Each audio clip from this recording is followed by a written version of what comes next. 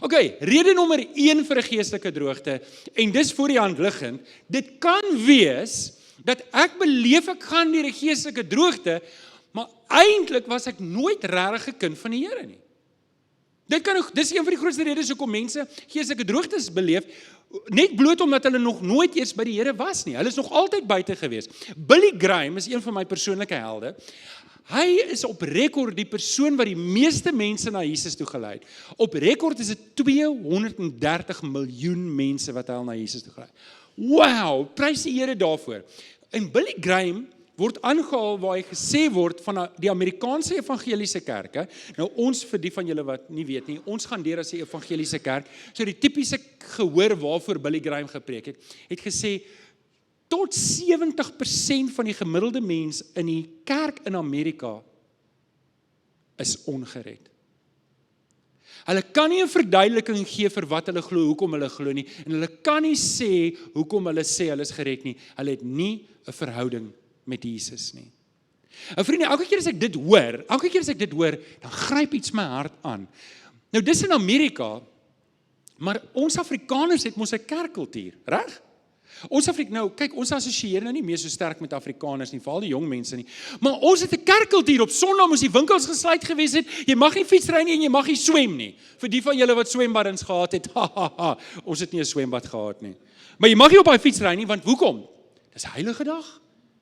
En so het ons groot geword met 'n kerkkultuur, maar nie met 'n Jesuskultuur nie. Ons het groot geword met die Afrikanerdom is Christene, maar hulle het nie 'n verhouding met Jesus nie. En dis die een groot rede hoekom baie mense 'n geestelike droogte beleef. En dis wat Jesus sê. En Billy Graham haal hierdie vers baie aan. Hy sê in Jesus sê in Matteus 7:21, nie elkeen wat vir my sê, Here, Here, sal in die koninkryk van die hemel ingaan nie. Nie almal wat kerk toe gaan is gelowiges nie. En ek bid en ek pleit die Here dat almal van julle wat hier sit hemel toe gaan, maar ek mag dit nie aanvaar nie. Ek mag nie aanvaar almal het 'n verhouding met die Here nie. Want sien, mense baseer hulle redding op 'n paar verkeerde goed. Hulle baseer hulle redding, maar ek is in die regte kerk.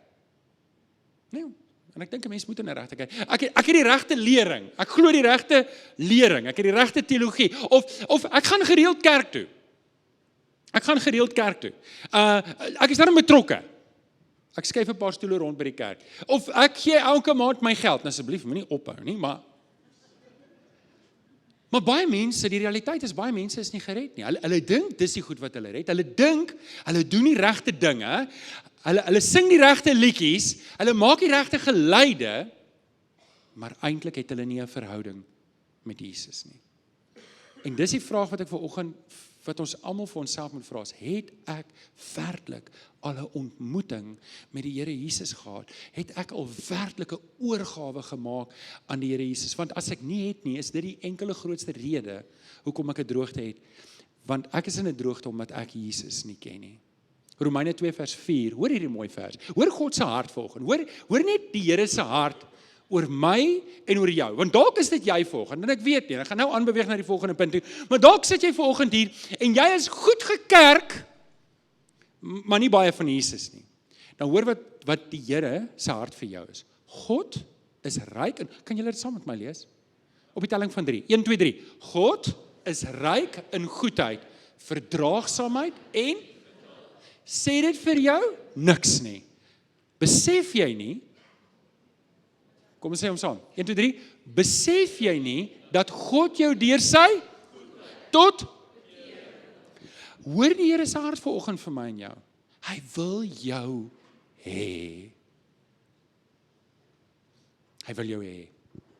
Hy wil jou hê. Geestelike droogtes gebeur wanneer ek vriendelik is met Jesus, maar ek ken Jesus nie. Die uitdaging vanoggend is om 'n werklike oorgawe te maak en die Here Jesus aan te gryp. Nou dit gaan ons volgende week meer oor praat, maar ons begin in die volgende 2 weke met 'n reeks kindskap en dis vir almal wat sukkel met geloofsekerheid. So as jy hierdie kursus wil doen, is 'n 8-sessie kursus wat ons hier gaan doen by die kerk, kontak vir Anneke, skryf in, hierdie kan jou lewe verander.